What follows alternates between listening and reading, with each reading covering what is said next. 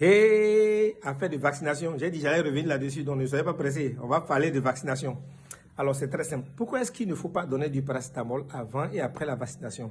Il faut donner juste quelque chose qui calme la douleur.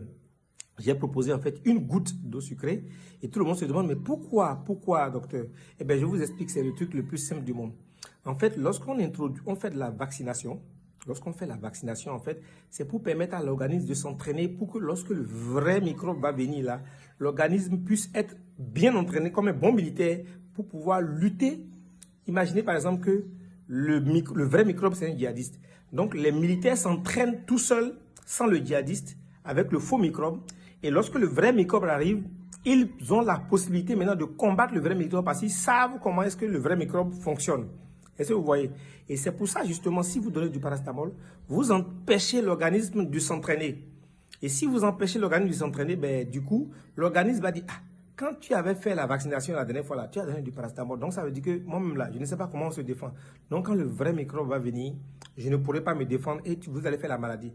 Et quand vous allez faire la maladie, là, vous allez commencer par sortir une phrase bizarre.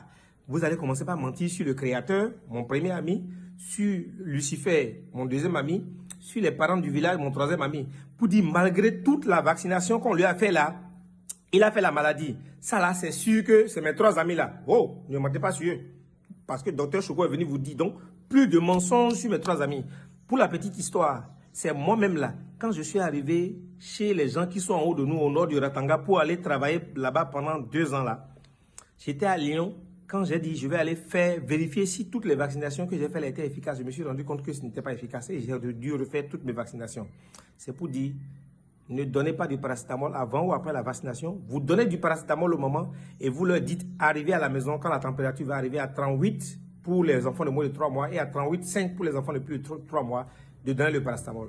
Sur ce, merci de m'avoir écouté et on garde le contact.